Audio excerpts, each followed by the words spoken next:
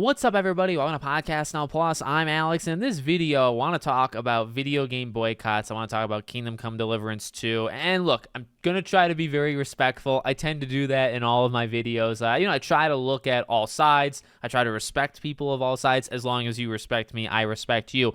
But there is something with video game boycotts that kind of gets me a little upset, kind of bothers me a little bit. And, it's something that I think we just now saw a second time, because I think of always Hogwarts Legacy is always going to kind of be that standout in terms of like how often do video game boycotts work, right? Like what's the ratio? I'm not going to necessarily go through every single one, but I kind of want to make it a general discussion of these boycotts and if they actually work and don't work. And spoilers, and I'll just say it kind of up front, I really don't think so, but it's something I've talked about before where I really think at the end of the day for all games and all of these kind of arguments, these culture type battles, these console warrior type battles, it ultimately, at least to me, always comes down to just the quality of the game, right? There's always more to it. There's always, I think, to Dragon Age the Veilguard, right? And you can talk about woke versus anti-woke, but you can also, and that's okay, but you can also kind of go deeper and say, all right, but there's maybe like 5 to 10 other issues with this game,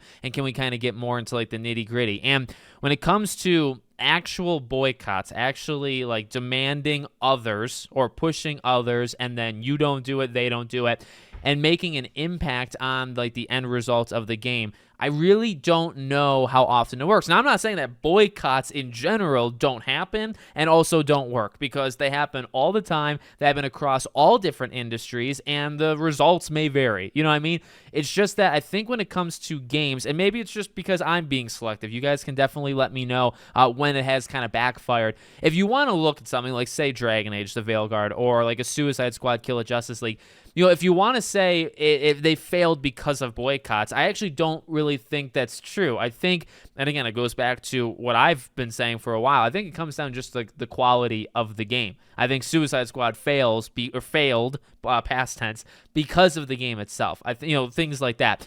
When it comes to something like Hogwarts Legacy, when it comes to something like Kingdom Come, now Kingdom Come was weird, right? Because Kingdom Come had a couple different battles going on. I think it's the CEO or the director, somebody very high in Warhorse. I've never actually like learned what his position is. He's pretty, he comes off a certain way on Twitter, and I've seen it make like many people mad. I think there was a couple tweets he did that kind of went viral, and I saw a lot of retweets or quote tweets to it that talked about people showing receipts even of them canceling, their pre-orders of the game just because he said or his belief was like one thing. Now, I don't know too much about it, but I can say, okay, taking a couple of steps back, looking at the whole thing, did that boycott, okay, in terms of they didn't like a person that worked on the game, or they didn't like what he was saying, did that work? Did that stop people from buying the game? No.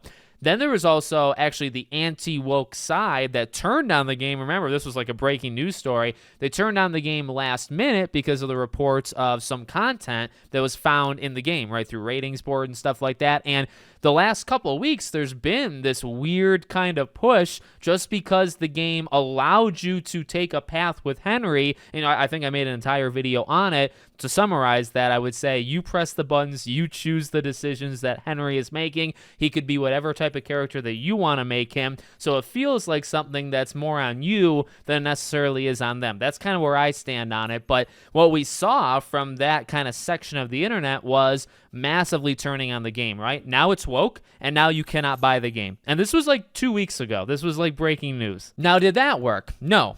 And, that really brings me back, because I think I just saw so much kind of hatred and so much like just the quick pivoting that people made over the last couple of weeks.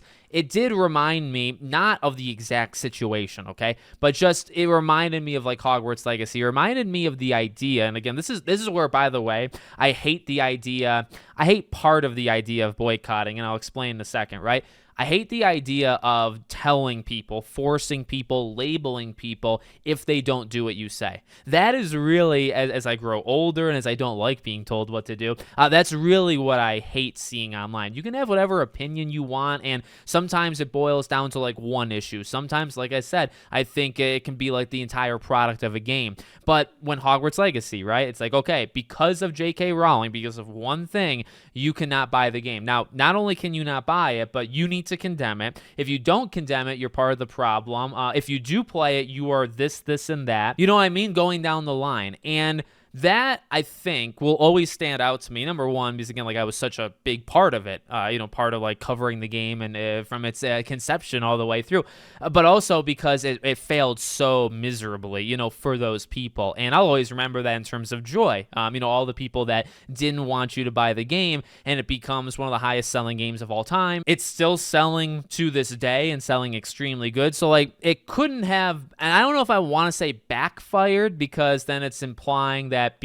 I think to a degree it did, right? You're told not to get it, and so you get it anyway. That did happen. People did do that. I don't know if that was like the actual reason or the sole reason why the game sold 25 plus mil. In fact, again, I would say the answer is no. I think most of the reason Hogwarts sold is because of the quality of the game. I don't think it's the greatest game of all time, but it served a purpose, okay? And now going back to Kingdom Come, did any of these boycotts work, right? Did the people crying out for, oh, well, we don't like the developer, we don't like people working on the game, we don't like what they stand for, don't get the game, or you're this and that? Did that work? No. When the anti-woke side turned on the game last second, kind of pulled a quick 180, and they said, okay, it's no longer acceptable to get the game, did that work? The answer is also no. And again, I'm sure you can probably find a couple examples here and there, but I would always tend to argue, I think a game is just, are there exterior factors? Sure. Where the game comes out, if it comes out kind of close to another game, like there are things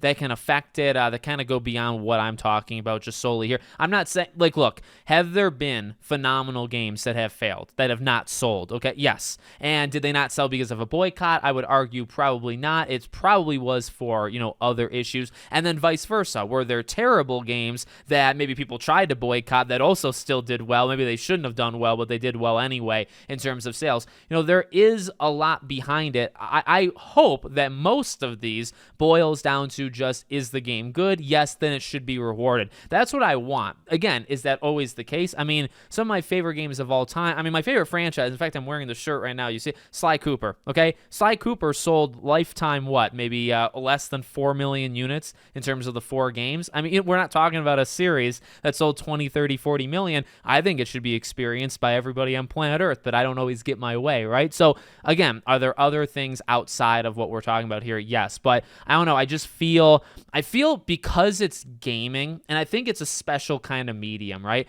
It's gaming. You do it in like the comfort of your own home. And I talked about this a lot with Hogwarts, right? You're bringing back then I was talking about, like, say, a disc. Discs are becoming less and less frequent. But, you're buying the game. You're buying the disc. You get it from Amazon, or you download it on your PlayStation, your Xbox, or your PC. You're sitting in your corner of your living room, whatever. At least that's what I'm doing, right? You have your own setup. It's your own kind of world, and then you're jumping into their world, by the way, right? But it's so disconnected from everything, and you're kind of doing it in your own time. You're not really bothering anybody. And even if it's like a multiplayer thing, that's a social kind of aspect, right? You're playing it with others and things like that. It's very, gaming can be very like personal, can be very just like one-dimensional, like just you. So I feel like boycotts in a lot of ways just don't really hold up for games, right? Because there's all these different kinds of games for all these different kinds of people, and to be told, well, you can't do it, an easy comeback always for gaming is like, well, who's it really hurting, right? And I say that as somebody who's always online and sees the impacts of, if a game sells well, what does that do to the industry? Lessons are oftentimes learned wrong. Companies will take the wrong lesson. Say a game fails, a company will blame 5 things that weren't the actual reason. But at the end of the day, most common people don't care. And I genuinely believe that that's important. That's important to remember. That's important to say. People don't really care about the ramifications of what EA thinks about Dragon Age, or what happens if you get Hogwarts Legacy. Nobody really, or Kingdom Come, right? Nobody really cares when you buy Kingdom Come and you're playing it. If people are screaming at you online, or whatever the situation might be, on any side of any kind of battle, when it comes down to it, you either buy the game or you don't. Especially Kingdom Come, right? Especially these single-player games, Hogwarts Legacy.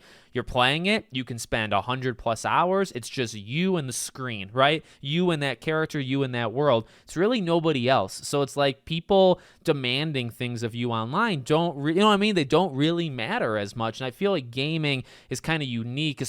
You could look at movies, television, you could look at entertainment, right? And yeah, there's some similarities, but gaming really is, I'd say, say the most kind of unique in that way. It's the most like you don't have to leave. It's the most kind of personal, and like it's just you and the system, you and the game. I feel like that's why, at least just kind of spitballing here, honestly, why boycotts might not work. So again, I mean, I'm sure I could be proven wrong maybe in 5 minutes. We'll see. But let me know what you guys think in the comments. Make sure, as always, you're subscribed to the channel, bell icon turned on, and I hope to see you all on the next one.